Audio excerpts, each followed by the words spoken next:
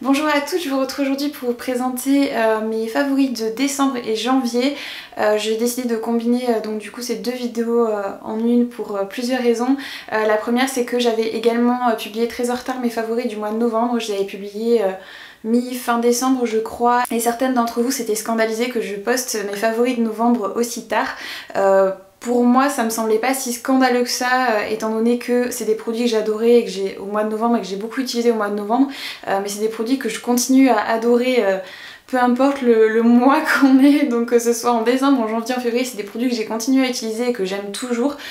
Donc du coup c'est vrai que voilà, moi ça m'avait pas paru dérangeant on va dire de publier cette vidéo aussi tard, mais apparemment ça pose problème à certaines d'entre vous. C'est la première raison pour laquelle j'ai préféré rassembler donc mes favoris de décembre et janvier en une seule vidéo maintenant. J'ai également eu à gérer quelques soucis de santé en décembre qui ont fait que pendant quasiment 3 semaines je n'ai pas porté de maquillage ni quoi que ce soit, étant donné que j'étais juste dans un état lamentable on va dire. Il y en a également certaines qui m'ont envoyé des messages qui commençaient à s'inquiéter puisque je n'ai pas posté de vidéo depuis 3 semaines. Le mois de janvier a été hyper chargé pour moi, j'ai été en déplacement professionnel quasiment tout le mois de janvier. J'étais sur Paris et sur Londres et entre deux je suis rentrée une semaine à la maison, mais vous allez vous moquer de moi, mais j'ai chopé en fait les oreillons. C'était la seule maladie infantile que j'avais pas encore eue, donc je me suis retrouvée avec les oreillons, donc avec la parotide complètement gonflée. Je ressemblais à un hamster et ça faisait un mal de chien. Et en plus le lendemain, ou le jour où je suis rentrée de Paris, j'ai eu un accident impliquant une table basse et je me suis en fait fracturé un orteil. Donc c'est pareil, c'est le truc con mais ça fait super mal. Donc j'étais un petit peu embêtée pour marcher et pour vaquer à mes occupations habituelles. Donc voilà, et puis après je suis partie à Londres en fait aussi pour le travail et je viens tout juste de rentrer. Donc c'est pour toutes ces raisons que je vous fais cette vidéo aujourd'hui, donc je vous rassemble les favoris de 2 mois en une seule vidéo. Ça sera beaucoup plus simple pour moi, d'autant que j'ai pas beaucoup de favoris pour le mois de décembre puisque comme je vous le disais j'ai été alitée une partie du mois. Donc malgré cette intro un petit peu longue pour vous expliquer un petit peu ce qui s'est passé pour moi ces derniers mois, je vais essayer de passer assez rapidement sur chaque produit parce qu'il y en a quand même pas mal et j'aimerais pas que la vidéo dure 3 plombes. Première chose dont je voulais vous parler, il s'agit d'un livre. Donc d'ordinaire je ne présente pas de livre dans mes vidéos favoris beauté, mais là c'est un livre qui est sur le thème de la beauté, donc je me suis dit que c'était complètement approprié. Donc il s'agit d'un livre sur les colorations végétales. Les auteurs sont Bénédicte Boisdron et Véronique Montel et l'éditeur c'est Vigo.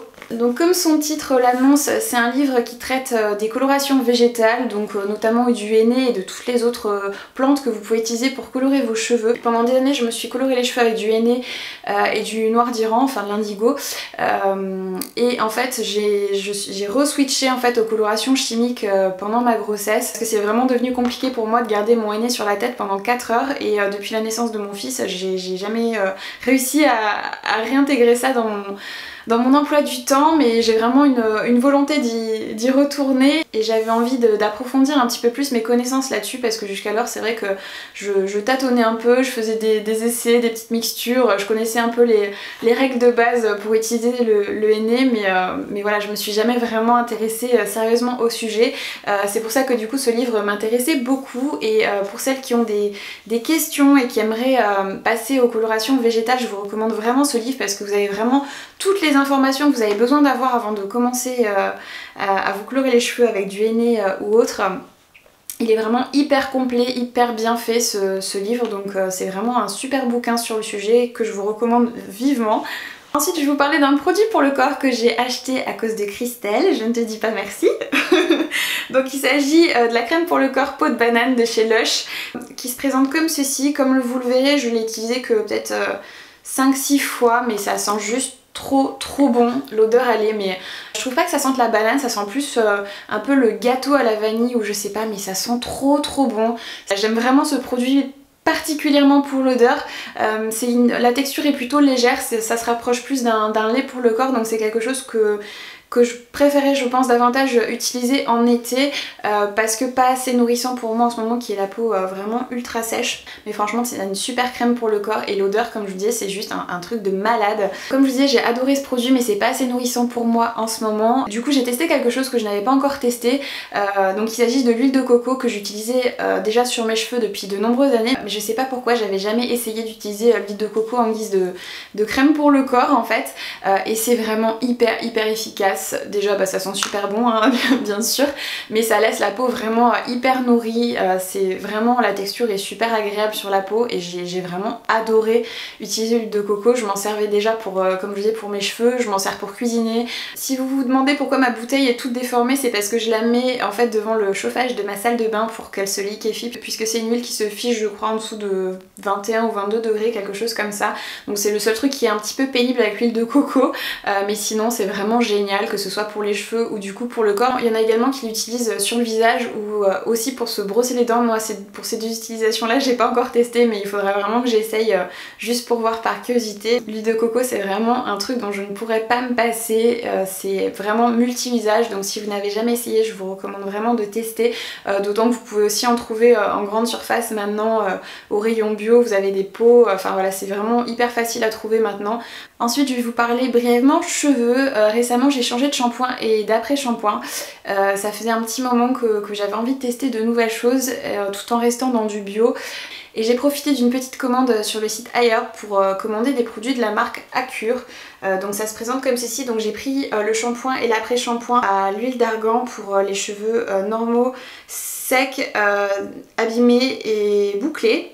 Donc voilà, comme je dis, ça se présente comme ceci. C'est une marque de produits naturels, donc là, la gamme que j'ai pris n'abîme pas la coloration sur vos cheveux. C'est des produits vegan, sans gluten, sans sulfate, sans parabènes, sans phthalates, qui sont pas testés sur les animaux, qui n'ont pas de parfum synthétique et qui sont 100% biodégradables. Donc c'est vraiment de super produits niveau composition. Au niveau de l'odeur, donc ce shampoing et cet après-shampoing ont une odeur un peu d'amande amère. C'est quelque chose que j'ai pas trop aimé au début, mais finalement on s'y fait. Après voilà, c'est une question de goût. Je sais qu'il y en a qui aimeraient cette odeur, moi ça me plaît juste pas. Mais après pour ce qui est du résultat, je n'ai jamais eu de ma vie des cheveux aussi doux et beaux avec des produits naturels. Donc franchement je suis bluffée par ces produits. Donc je vais me les recommander en grand format parce que je crois qu'ils font des formats 500 ml. Et c'est vrai que ça part assez vite, je me lave les cheveux tous les 3 jours à peu près. C'est censé être une gamme réparatrice donc qui est assez nourrissante et j'avais vraiment peur que ça fasse régresser mes cheveux puisque j'ai les cheveux qui régressent quand même assez vite. J'ai mis beaucoup de temps avant de trouver une routine cheveux qui me permettait de pouvoir garder des cheveux à peu près propres pendant plusieurs jours et j'étais un petit peu inquiète par le fait de changer de routine et du coup de me retrouver à nouveau avec des cheveux qui graissent très rapidement. Et malgré le fait que ce soit une gamme nourrissante, je n'ai pas du tout eu de problème à ce niveau là. Mes cheveux je peux toujours les garder propres au moins 3 jours donc j'en suis vraiment hyper contente. Donc si vous cherchiez une gamme de shampoings naturels avec une composition clean qui fait des beaux cheveux, je vous recommande vivement du coup les produits de la marque Acure, en tout cas cette gamme là, donc la gamme réparatrice. C'est juste une tuerie et franchement je suis trop contente d'avoir trouvé ces produits. Ensuite j'ai testé un produit d'une autre marque bio que j'aime beaucoup qui est la marque Sanoflore. J'ai déjà je crois l'huile Essence Magnifica, je crois de la marque, que j'aime beaucoup. Et j'ai voulu tester du coup le masque purifiant puisque j'ai terminé le mien que j'avais qui était un masque de chez... j'avais acheté sur iHerb aussi mais je me rappelle plus de la marque. C'était voilà, un masque pareil purifiant à l'argile avec de la menthe dedans qui était très efficace aussi, mais c'est vrai que j'avais envie du coup de tester autre chose donc j'ai jeté mon dévolu sur celui-ci.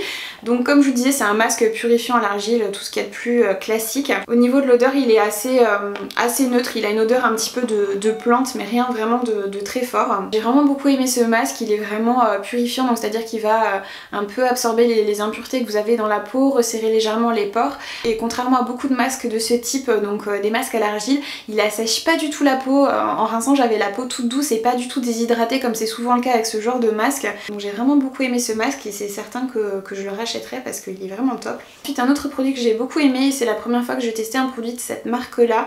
Donc il s'agit d'un produit de la marque Darphin, donc c'est soin d'arôme à la mandarine.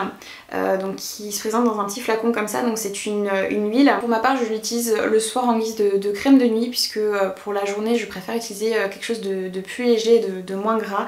L'odeur d'agrumes est hyper agréable, c'est hyper relaxant. Je sais qu'il y en a beaucoup qui trouvent que les odeurs d'agrumes c'est plutôt vivifiant, mais moi je trouve ça plutôt apaisant et c'est vrai que j'ai vraiment beaucoup aimé utiliser cette huile dans ma routine du soir. Ça fait à peu près 2 semaines que je l'utilise et il faut vraiment une goutte pour faire tout le visage, donc c'est vraiment, le flacon est très petit mais c'est vraiment hyper économique. Vous voyez, en 2 semaines j'ai utilisé que ça quoi, donc c'est vraiment voilà, c'est hyper économique. Et le matin quand je me réveille, j'ai la peau qui est vraiment hyper douce, hyper lumineuse et légèrement repulpée, donc j'ai vraiment beaucoup aimé cette huile là et du coup ça me donne envie de tester d'autres produits de cette marque parce que franchement c'est un super petit produit. Ensuite, une crème hydratante que j'ai beaucoup aimée et que j'ai adoré utiliser ces dernières semaines, il s'agit de la crème Aquasource Cocoon de chez Biotherm que vous pouvez trouver notamment chez Sephora. C'est une crème qui est hyper hydratante mais qui pénètre vraiment très rapidement dans la peau, donc du coup si vous avez une peau qui est plutôt grasse ou mixte, c'est vraiment génial parce que vous pouvez vous maquiller très rapidement derrière et elle ne fera pas graisser votre peau au fil de la journée et elle laisse vraiment la peau hyper hydratée et repulpée en fait. De prime abord j'avais été un petit peu dérangée par la texture de cette crème parce que quand vous l'appliquez, la première sensation que vous avez c'est vraiment une sensation d'une crème qui est assez chargée en fait en silicone, donc une sensation un peu occlusive, mais finalement une fois que vous l'avez vraiment bien étalée, ça vous laisse juste une sensation de fraîcheur et de légèreté sur la peau, donc vous n'avez pas du tout cette sensation de peau qui étouffe en fait. Je suis tellement habituée maintenant à utiliser des produits bio ou avec une composition vraiment nickel et pas des produits de parfumerie que du coup je suis hyper sensible à ce genre de texture on va dire. J'ai vraiment eu aucun problème au fur et à mesure de l'utilisation, ma peau est restée nickel, j'ai pas eu de boutons ni quoi que ce soit, ni de signe que ma peau étouffait avec cette crème. Au contraire, elle était plus hydratée et voilà, un peu repulpée également. C'est vrai que dans des gammes bio j'ai vraiment beaucoup de difficultés à trouver vraiment des crèmes hydratantes et pas nourrissantes. Alors il y en a beaucoup qui disent qu'il suffit d'apporter de l'huile à la peau pour que l'eau ne s'évapore pas, mais pour moi ça suffit pas. Malgré le fait que je boive beaucoup, j'ai vraiment besoin d'un apport d'hydratation supplémentaire pour ma peau. C'est pour ça du coup que j'ai jeté mon dévolu sur cette crème. Et j'en suis vraiment pas déçue. Comme je dis, elle laisse vraiment la peau hyper douce, hyper hydratée, mais sans la faire graisser et sans être trop nourrissante. Donc c'est vraiment une super crème que je vous recommande si vous avez la peau grasse ou la peau mixte. Elle est vraiment top. Ensuite je vais vous parler nettoyage des pinceaux, mais surtout comment faire sécher ses pinceaux. Et ça faisait vraiment super longtemps que j'avais envie d'investir dans un arbre à pinceaux de chez Benjabel. Je vous mettrai une petite photo là pour que vous voyez un petit peu à quoi ça ressemble. Ça permet de faire sécher ses pinceaux la tête en bas, donc du coup les pinceaux gardent bien leur forme et ça évite également qu'il y ait de l'eau qui reste à moisir dans les férules. J'ai vu que Sigma allait sortir en fait des tours pareil pour faire sécher les pinceaux, mais avec la même technologie que le Drying Shape que j'utilisais pour faire sécher mes pinceaux depuis des années. Pour celles qui ne connaissent pas, en fait c'est une espèce de petite trousse comme ça, donc vous passez vos pinceaux ici et en fait en haut vous avez des espèces d'élastiques qui permettent en fait à vos pinceaux d'avoir les poils bien collés ensemble et également qui accélèrent le séchage de vos pinceaux. Donc pour vous donner une idée, vous lavez vos pinceaux le soir, vous les mettez à sécher là-dedans et le lendemain matin ils sont secs, alors que si vous les laissez sécher à l'air libre en fait sans ça, moi personnellement ça prend à peu près 2 jours à sécher, donc c'est vraiment génial. C'est quelque chose que j'utilise depuis des années, j'en ai 2. Ça c'est la première version qu'ils ont sorti avec les élastiques noirs, maintenant je crois que c'est des élastiques noirs avec des imprimés blancs dessus. Et donc quand j'ai vu qu'ils sortaient des tours en fait pour faire sécher les pinceaux avec ces mêmes types d'élastiques là qui font sécher les pinceaux plus vite, je me suis dit mais c'est trop génial, donc je me suis empressée de commander ça. Donc moi j'en ai pris 2, j'en ai pris une qui fait pinceau pour le visage, donc gros pinceau pour les yeux. Donc pour vous montrer un peu comment ça fonctionne, en fait vous avez votre pinceau comme ça, vous le passez dans l'élastique ici et après vous avez en fait une genre de petite encoche à ce niveau là pour passer votre pinceau et vous mettez bien l'élastique au niveau des poils pour que ça sèche bien et en fait votre pinceau tient comme ça et donc vous pouvez rentrer tous vos petits pinceaux comme ça. En haut vous pouvez mettre les pinceaux pour les yeux. Comme je vous disais j'ai pris donc cette tour là qui fait pinceau pour le visage et en haut vous pouvez mettre des petits pinceaux pour les yeux et j'ai également pris la petite version donc avec les pinceaux pour les yeux où vous avez les élastiques aussi en bas pour les pinceaux pour les yeux. Je vous dis pas dans quel état j'étais quand je les ai reçus, vous devez vous dire mais quelle pauvre fille, elle se met dans des états pas possibles juste pour des tours pour faire sécher les pinceaux, mais pour moi c'est tellement, ça change tellement la vie que j'étais voilà, j'étais trop contente de pouvoir les tester et j'ai vraiment été ravie de ces tours là puisqu'elles sont aussi efficaces que le Dry in Shape que j'utilisais depuis longtemps, et je trouve ça vachement plus pratique quand même que cette espèce de petite trousse là. Vous pouvez faire sécher beaucoup plus de pinceaux sur une petite tour, donc dans un beaucoup plus petit espace que dans les petites trousses. Donc si vous cherchez quelque chose pour faire sécher rapidement vos pinceaux, que vos férules soient pas pleines d'eau et de microbes, et que vous voulez que vos pinceaux gardent bien leur forme, je vous recommande vivement ces petites tours à pinceaux qui sont juste extraordinaires. Ensuite, une éponge à fond de teint que j'ai adorée, ça fait un petit moment que je l'avais achetée mais je l'avais pas encore testée. Il s'agit de l'éponge de chez Real Techniques qui est orange pétant comme ça, qui a en fait une espèce de face plate, je sais pas si vous verrez bien. Cette éponge est juste extraordinaire pour fondre l'anti-cerne, justement dû à cette face plate qu'elle a, parce qu'en fait vous avez juste à tapoter comme ça et votre anti-cerne il est par miracle magnifiquement bien fondu, et ça se fond vraiment juste parfaitement avec la peau en un claquement de doigts. Cette éponge elle est juste formidable, elle a détrôné mon pinceau chouchou pour appliquer l'anti-cerne puisque le rendu est vachement plus joli avec cette éponge, et qu'en plus grâce à sa taille vous pouvez traiter une plus grande zone en beaucoup moins de temps. Donc franchement je vous recommande cette éponge là si vous cherchez quelque chose pour appliquer votre anti-cerne. Pour moi à cause de sa forme elle est 10 fois mieux pour cet usage que la Beauty Blender, mais ce n'est que mon avis. Après si vous aimez la Beauty Blender il y a pas de souci, moi aussi je l'aime beaucoup, mais franchement je préfère celle-ci pour l'anti-cerne. Ensuite ces derniers mois j'ai également testé le nouveau fond de teint Air Matte de chez Bourjois. Pour être honnête avec vous, je n'ai pas du tout aimé ce fond de teint. C'est pas un mauvais fond de teint en soi, c'est juste pas un fond de teint pour moi. Il est trop asséchant, le rendu est trop mat, et du coup il est pas clairement inconfortable on va dire, c'est juste que il laisse quand même une certaine épaisseur sur la peau. C'est un fond de teint qu'on voit je trouve, et c'est ça qui le rend en fait inconfortable. Moi j'ai vraiment l'impression d'avoir une épaisseur en fait sur la peau que je trouve désagréable, et il a rendu qui est vraiment extrêmement mat, et que moi je trouve pas joli, pas naturel. Alors peut-être pour les peaux très grasses il peut être sympa, mais moi pour mon type de peau j'ai la peau mixte, donc du coup grasse sur la zone médiane mais hyper sèche au niveau des joues, et du coup c'est pas un fond de teint pour moi, je l'ai pas aimé. Il peut très bien convenir à certaines d'entre vous, voilà, c'est juste mes goûts à moi on va dire, c'est pas ce que j'attendais de ce fond de teint, donc voilà, un flop pour moi. Ensuite j'ai testé les nouvelles anti-cernes Full HD de chez Make Up For Ever. Depuis plus de 10 ans je suis une fan incontestée du full cover de chez Make Up For Ever, qui est une crème de camouflage en fait que j'utilise moi en guise d'anti-cerne, et pour moi c'est vraiment le top du top. Vous pouvez cacher à peu près tout et n'importe quoi avec ça, vraiment, même si vous avez des cernes hyper bleutées, si vous avez des boutons, si vous pouvez même cacher un œil au beurre noir ou un tatouage avec ça, je sais pas, pour celles qui font des sports de combat, j'en sais rien, ça peut toujours être utile. Pour moi c'est vraiment un produit indétrônable, et du coup quand ils ont sorti les nouveaux anti-cernes HD, je me suis dit que pourquoi pas essayer, peut-être que j'en serais aussi contente. Donc pour vous dire ce que j'en pense, c'est pas de mauvais anti-cernes, la texture est très légère, très agréable à porter, la tenue est correcte, c'est des anti-cernes qui ont une texture un peu liquide, la couvrance est pas non plus hors norme on va dire, elle est juste correcte. Donc ce qui est bien dans la gamme c'est que vous avez des couleurs un peu dans les tons pêche, donc du coup qui sont correctrices, qui vont effacer tout ce qui est bleuté.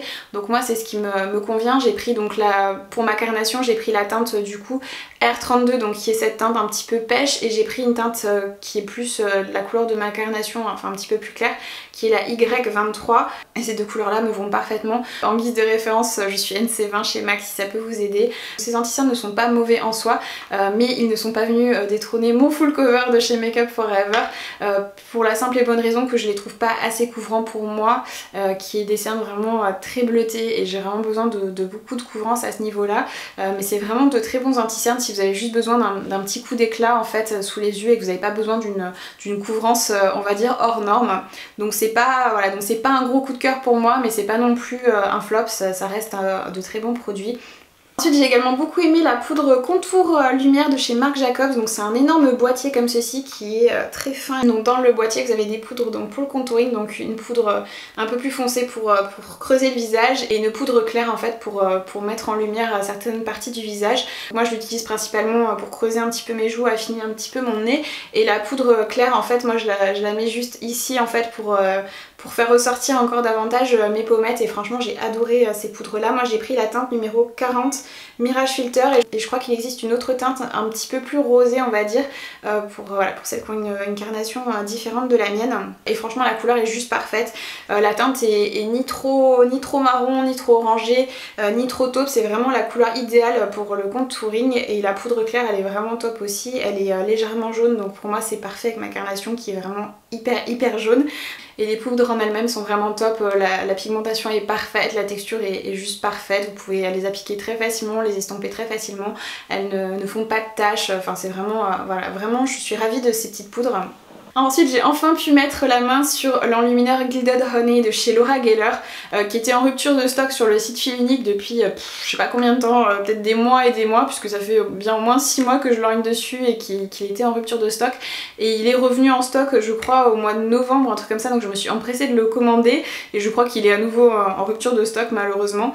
Donc c'est un enlumineur un petit peu dans les tons dorés qui est magnifique, c'est celui que je porte d'ailleurs aujourd'hui, je sais pas si vous verrez à la caméra mais il est trop beau, c'est voilà, vraiment un très beau doré. Donc voilà un petit peu ce que ça donne, il est vraiment magnifique cet enlumineur et je comprends pourquoi il y a autant de personnes qui en parlent parce que voilà c'est vraiment une petite merveille. Ensuite pour rester dans les enlumineurs j'ai également adoré la nouvelle palette d'enlumineurs de chez Anastasia Beverly Hills que j'ai commandé directement sur leur site. Je crois qu'il y a deux versions, moi j'ai pris la version That Glow je crois, il y a une autre version qui est un peu plus avec des poudres dans les tons rosés. Vous avez 4 enlumineurs en fait dedans, vous avez la teinte Sunburst qui est un genre de beige légèrement doré qui est très beau. Vous avez la teinte Golden Bronze qui est magnifique quand vous avez un petit hâle que vous pouvez appliquer très légèrement pour donner un joli glow. Et vous avez la teinte Drapping Gold qui est un genre de champagne très joli et vous avez la teinte Bubbly qui est un petit peu plus claire et qui est légèrement plus irisée on va dire. C'est vraiment, je vais vous les swatcher rapidement et la texture est juste mais dingue, c'est des poudres qui sont presque crémeuses et c'est vraiment de pure merveille. J'ai rarement vu des enlumineurs avec une texture comme ça. Ça me fait un petit peu penser à la texture du Marie Lumanizer si vous voyez un peu ce que je veux dire, une texture hyper crémeuse et hyper facile à appliquer sur la peau et franchement c'est vraiment de super enlumineurs. Elle est vraiment géniale cette petite palette. Ensuite j'ai un nouveau blush de chez MAC qui est venu rejoindre ma collection, donc il s'agit du Fitting Romance qui est là. Je crois que c'est un blush de la gamme Pro Longwear il me semble, pour pas vous dire de bêtises. De toute façon je vous mettrai le lien dans la barre d'infos. C'est un hyper joli rose corail qui est super facile à porter, qui donne vraiment une très bonne mine. C'est le blush que je porte aujourd'hui d'ailleurs, je sais pas si vous verrez, mais dès que je porte ce blush j'ai sans arrêt des compliments, tout le monde me dit que j'ai bonne mine et tout ça, donc c'est vraiment un blush qui donne une super bonne mine. C'est vraiment un blush qui donne une jolie couleur aux joues, qui donne l'impression que vous êtes en bonne santé. Et rappelez-vous, je l'ai pas trop été ces dernières semaines. Donc si on m'a dit que j'avais bonne mine, c'est que ce blush là est vraiment génial pour tricher. Et ces derniers mois, j'ai également beaucoup porté le Coppertone qui est là, qui est une teinte un peu brique en fait. C'est un orangé mais qui tire un petit peu sur le marron. Il est vraiment très joli, c'est une couleur qui est parfaite pour l'automne et l'hiver, que j'ai porté d'ailleurs pas mal dans mes précédentes vidéos, donc si vous voulez voir un petit peu le rendu sur la peau, je vous invite à regarder mes précédentes vidéos. Et c'est une couleur qui peut convenir vraiment à toutes les carnations, autant aux carnations claires en ayant un petit peu la main légère, ou bien sur les peaux plus foncées, il est magnifique aussi, franchement c'est une pure merveille ce blush. Ensuite vous le savez peut-être, pour mes sourcils j'utilise depuis un certain temps le Brow Wiz de chez Anastasia Beverly Hills qui est vraiment mon chouchou absolu pour les sourcils, et là j'ai terminé le mien. J'en ai pas recommandé un nouveau parce que normalement la marque Anastasia devrait débarquer chez Sephora en France prochainement. J'espère qu'ils vont pas trop tarder parce que j'ai envie de me racheter vite mon crayon, je suis un petit peu en manque là et j'ai pas envie de le commander sur internet. Du coup en attendant j'ai pris le nouveau crayon à sourcils de chez Make Up For Ever qui est le Pro Sculpting Brow, donc qui se présente comme ceci. Donc vous avez un côté où vous avez en fait un crayon avec une mine biseautée, je sais pas si vous verrez à la caméra mais c'est assez particulier comme forme. Moi j'ai pris la teinte numéro 30 qui est juste parfaite pour moi, qui est pas trop foncée, c'est vraiment idéal. Au bout vous avez comme pour le Brow Wiz un petit goupillon pour brosser les sourcils, donc ça c'est pareil, c'est juste parfait. Et quand vous dévissez en fait le milieu, vous avez un petit applicateur mousse avec une poudre que vous pouvez utiliser en fait pour illuminer le dessous du sourcil ou le coin interne de l'œil. Honnêtement moi je m'en suis pas servie parce que c'est vrai que ce petit applicateur mousse je trouve pas ça hyper pratique et hyper précis. Mais le crayon est correct on va dire, il a pas détrôné mon brow wiz parce que je le trouve pas assez précis en fait. Et moi je me sers de mon crayon à sourcils souvent pour combler des petits trous et pas pour redessiner complètement mes sourcils. Donc du coup c'est vrai que ce crayon il est bien en attendant de pouvoir avoir mon brow wiz à nouveau, mais c'est pas non plus un énorme coup de cœur. Je sais qu'il y en a certaines qui voulaient avoir mon avis sur ce crayon donc je vous le donne. Ensuite ces derniers mois j'ai testé et adoré la base pour les yeux Prep and Prime de chez MAC. C'est la base pour les yeux préférée de Kaylee de la chaîne Lusterlux. Pour celles qui regardent les chaînes de youtubeuses américaines, vous pouvez pas ne pas la connaître. Du coup j'ai voulu tester cette base parce qu'elle en parle sans arrêt et c'est vraiment sa base chouchou. Et voilà, c'est vrai que je l'avais jamais testée et pourtant les produits MAC je les connais plutôt en long, en large, en travers, mais celle-ci elle avait échappé à mon radar. Du coup je me suis empressée d'aller la tester et franchement j'en suis hyper contente.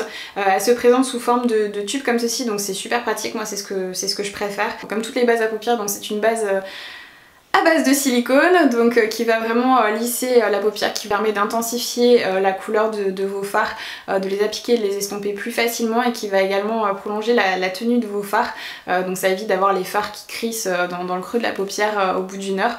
Voilà, pour ceux qui ont la paupière plutôt grasse, ce qui est mon cas, et franchement j'en suis hyper contente de cette base. En plus le flacon il dure une éternité, c'est vraiment, voilà, c'est vraiment une super base, donc je vais la racheter très certainement après parce que je l'ai vraiment beaucoup aimée. Et elle est venue un peu détrôner toutes mes bases à paupières habituelles, donc franchement si vous cherchez une bonne base à paupières je vous recommande vivement celle de chez MAC. Ensuite ces derniers mois j'ai adoré le duo de fard à paupières de chez NARS qui s'appelle Isolde, qui est comme ceci, donc vous avez un espèce de cuivré un petit peu doré et un autre marron cuivré qui est juste magnifique. Je vais vous les swatcher rapidement, mais j'ai surtout beaucoup aimé cette espèce de teinte marron cuivré ici et enfin franchement c'est une tuerie. Si vous aimez les couleurs chaudes et métallisées, ce duo il est juste magnifique. Par contre je crois pas qu'il l'ait chez Sephora, mais vous pouvez le commander directement sur le site de NARS et vous pouvez peut-être le trouver dans les corners NARS si vous habitez dans une grande ville, mais ça je suis pas sûre du tout. Ensuite un fard de chez Makeup Geek, vous savez à quel point j'adore ces fards, donc j'ai été littéralement obsédée ces derniers mois. Je l'ai utilisé pas tous les jours mais presque. Même les jours où il allait pas du tout avec ma tenue, j'ai eu beaucoup de mal à rester loin de lui. Donc il s'agit du fard Cherry Cola, donc de chez Makeup Geek comme je vous disais, qui est un magnifique prune mat. Il est juste parfait, il est pas trop rouge, il est juste parfaitement entre le marron et le rouge et du coup il est hyper facile à porter. Si vous avez les yeux verts, il fait magnifiquement ressortir le vert de vos yeux, c'est juste une dinguerie ce fard. Il est hyper pigmenté, hyper facile à travailler, bon comme tous les fards Makeup Geek, mais celui-là j'ai vraiment eu un énorme coup de cœur pour cette couleur. Ensuite on va passer aux produits pour les lèvres, j'en ai 15 tonnes à vous présenter pour changer. Le premier c'est le Melted Fig de chez Too Faced que je porte d'ailleurs encore aujourd'hui, que j'ai adoré porter ces derniers mois. Je trouve qu'il est juste parfait pour la saison, il est un peu entre le rose et le mauve mais il est quand même hyper portable et je le trouve trop beau quoi, donc franchement je l'adore. Ensuite au moment des fêtes de Noël j'avais commandé un trio de rouge à lèvres liquide chez Dose of Color. Je me rappelle plus du nom du trio mais il y avait en fait 3 couleurs et les 3 couleurs elles sont juste magnifique et plutôt unique. Il y a 2 couleurs, franchement c'est des couleurs que j'avais jamais vues nulle part. Je vous mettrai des swatchs de ces couleurs là sur les lèvres parce que je vais vous montrer sur la main mais ça rendra pas pareil. Il y en a certaines qui vont trouver les couleurs hyper bizarres mais moi je les trouve magnifiques. La teinte que je préfère c'est la teinte Teddy qui est un genre de marron cuivré, mais c'est vraiment, quand vous l'appliquez sur les lèvres, c'est vraiment hyper métallisé et je trouve ça juste trop beau pour l'automne et l'hiver. C'est une couleur qui ira pas du tout aux blondes, mais si vous êtes brune ou encore mieux si vous avez la peau mate ou foncée, c'est juste une tuerie ce rouge à lèvres liquide. Par contre comme je dis il est pas vendu individuellement, il fait partie du kit, et je trouve qu'il est, mais j'ai jamais vu une couleur comme ça, il est trop beau et j'adore les rouges à lèvres liquides de chez Dose of Color. C'est juste une tuerie quoi, franchement quand je l'ai vu je me suis dit mais il me le faut quoi, regardez-moi ça. Et en séchant la couleur reste métallisée comme ça. La deuxième couleur du kit qui est également magnifique c'est la couleur Corset qui est un genre de bordeaux pareil métallisé qui est trop beau quoi, enfin c'est pareil, c'est une tuerie cette couleur et ces rouges à lèvres liquides ont une odeur vanillée qui me fait vraiment beaucoup penser au rouge à lèvres MAC. Donc franchement par élimination je crois que ça doit être mes rouges à lèvres liquides préférés, enfin au niveau de la formulation etc. Mes rouges à lèvres préférés avec les rouges Velvet Edition de chez Bourjois, c'est vraiment mes deux marques chouchou. Ouais, franchement si je devais choisir une marque ça serait celle-ci je pense, ouais je pense que ça serait celle-ci parce qu'au niveau du choix de la sélection de couleurs c'est vraiment, c'est pareil, c'est une tuerie et c'est un peu plus original que ceux de chez Bourjois donc je les adore franchement, ils sont trop beaux. Et dans le kit il y a également un rouge avec des genres de micro paillettes dedans qui s'appelle Scarlet Lace, qui est comme ceci, qui est vraiment un magnifique rouge qui était parfait pour les fêtes de fin d'année. Je vais vous le swatcher ici, vous allez voir c'est un rouge un peu foncé qui fait les dents super blanches parce qu'il est légèrement bleuté. Ouais, là il va pas ressortir aussi bleuté qu'en vrai, mais en vrai il est plus carmin en fait, il est trop beau. En plus de ce kit là, j'ai également énormément porté ces derniers mois la teinte Merlot ou Merlotte, donc toujours de chez Dose of Color, qui est un genre de rouge framboise, il est magnifique. Franchement je le trouve trop beau, pareil je vous mettrai un petit aperçu de la couleur portée sur les lèvres que vous vous rendiez bien compte, mais il est trop beau, je l'adore. Donc voilà le Merlotte. Franchement si vous n'avez pas encore testé les rouges à lèvres liquides de chez Dose of Color, foncez parce qu'ils sont trop bien. Donc après on peut les commander que sur le site de la marque qui livre bien sûr en France, hein, sinon je vous en parlerai pas. C'est le seul point un petit peu négatif, je sais qu'il y en a certaines qui aiment pas commander aux États-Unis à cause des frais de douane etc. Mais franchement si vous avez l'occasion de les tester, mais foncez, ils sont trop bien ces rouges à lèvres liquides. Donc du coup à cause de la teinte Corset qui est cette espèce de prune un petit peu métallisée, j'ai jeté mon dévolu sur le rouge velouté sans transfert numéro 7 de chez Sephora qui me semblait dans le packaging être un peu la même couleur, donc je me suis dit que ça pourrait être un dupe. Je sais pas si on verra bien la caméra, bon après celui de chez Dose of Color est quand même plus joli mais ça ressemblait un petit peu, donc je me suis dit peut-être que c'est un dupe, donc je l'ai pris pour tester. Vous savez que j'adore ces rouges veloutés sans transfert de chez Sephora, d'ailleurs j'en ai racheté deux nouveaux il y a quelques semaines en arrière d'ailleurs, pour vous faire une espèce de vidéo revue avec des swatchs de toutes les couleurs parce que franchement ils sont trop bien et c'est pas cher du tout vu que c'est un produit Sephora. Et celui-ci j'en ai été hyper déçue, en fait quand vous l'appliquez sur les lèvres il est pas du tout opaque, il est vraiment transparent et c'est hyper difficile de ne pas avoir de traces en fait d'amas de pigments un peu partout sur les lèvres. Vous pouvez pas avoir un rendu homogène en fait, donc du coup j'étais hyper déçue et il est pas du tout, on a l'impression vraiment dans le packaging qu'il est hyper métallisé mais en fait une fois que vous l'appliquez il est pas du tout, donc j'ai été hyper déçue du coup de cette couleur là. On a l'impression que c'est un peu... ouais, il n'y a vraiment aucune opacité en fait, ça couvre pas du tout les lèvres, donc franchement ça a été un gros flop celui-ci. Du coup c'est pas du tout un dupe de celui de chez Dose of Color bien entendu. Pour rester dans les rouges à lèvres liquides, puisque vous savez que j'adore ça, j'ai également testé les nouveaux rouges à lèvres liquides de chez MAC qui sont sortis il y a quelques semaines maintenant. Je vous ai tourné une revue complète en vidéo, donc j'ai ces 4 couleurs. Et j'en avais 3 autres que j'ai pas gardées puisque les couleurs ne m'allaient pas. Et du coup dans cette vidéo vous allez avoir les swatchs des 7 couleurs en fait que j'avais prises au départ.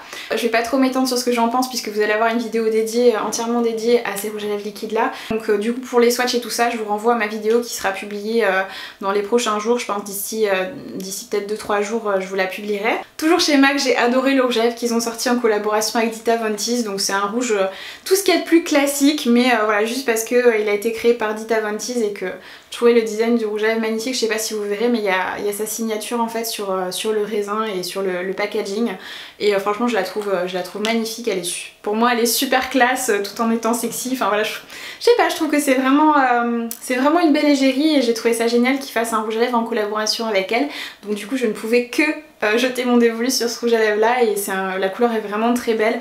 C'est un rouge à lèvres qui a un rendu mat, donc moi c'est vraiment ce que j'adore, donc je l'ai trouvé vraiment super ce petit rouge à lèvres. Je pense qu'il est encore disponible sur le site de la marque, c'est une édition limitée bien sûr et voilà, franchement je ne peux que vous le recommander si vous aimez les rouges à lèvres rouges et si vous aimez Dita Von Teese. On va terminer avec les vernis. Donc dernièrement j'ai porté des couleurs plutôt classiques puisque la météo est complètement détraquée par chez moi et probablement un petit peu partout dans le monde à ce que j'ai pu voir puisqu'il fait toujours 20 degrés. Tout le mois de décembre, tout le mois de janvier il a fait 20-25 degrés, donc c'est juste trop bizarre en fait. En même temps je suis contente parce que j'aime pas le froid, mais en même temps je trouve ça trop bizarre qu'il fasse aussi chaud en plein mois de janvier et en février maintenant. Donc du coup c'est assez perturbant parce que dans ma tête on est en hiver, mais dans la vraie vie on n'est pas en hiver, donc du coup je sais pas comment m'habiller parce que c'est pas... Voilà, dans ma tête voilà, je peux pas m'habiller comme au printemps, mais en même temps j'ai du mal à... Je peux pas m'habiller comme en hiver parce qu'il fait trop chaud, donc c'est vrai que je suis un petit peu embêtée. Donc du coup je vais vers des classiques, on va dire, même pour mon vernis à ongles. Ces dernières semaines j'ai porté beaucoup de rouge et de bleu marine, donc des couleurs qui sont assez faciles à sortir parce que je sais pas comment m'habiller. Donc j'ai fait l'acquisition d'un nouveau vernis de chez Cure Bazar puisque j'adore cette marque. C'est une marque qui propose des vernis avec une composition plutôt naturelle que j'aime vraiment beaucoup, et les vernis sont vraiment top. Donc voilà, du coup j'agrandis ma collection de vernis de chez eux petit à petit. Donc j'ai pris la teinte lipstick qui est un très joli rouge, un petit peu orangé, donc vraiment quelque chose de très classique et très facile à sortir. Et la petite pointe de orangé, c'est vrai que ça le rend un petit peu printanier en même temps, tout en restant assez classique et facile à sortir, donc j'ai beaucoup aimé porter ce vernis. Et j'ai également beaucoup porté, comme je vous disais, du bleu marine. D'ailleurs c'est voilà, le vernis que je porte encore aujourd'hui. C'est donc celui que je préfère, c'est un de chez Revlon, c'est la teinte Urban, donc 490, qui est un hyper joli bleu marine mais qui est pas trop foncé, donc on voit vraiment, il fait pas noir comme certains bleus marine, en fait on voit vraiment la nuance de bleu dedans, et franchement j'adore, j'ai vraiment adoré porter ces deux petits vernis ces dernières semaines. Donc voilà pour mes favoris du mois de décembre et janvier. J'espère que cette vidéo vous a plu et que vous n'avez pas trouvé ça trop long. Je vous fais de gros bisous à toutes et je vous retrouve très bientôt pour de nouvelles vidéos.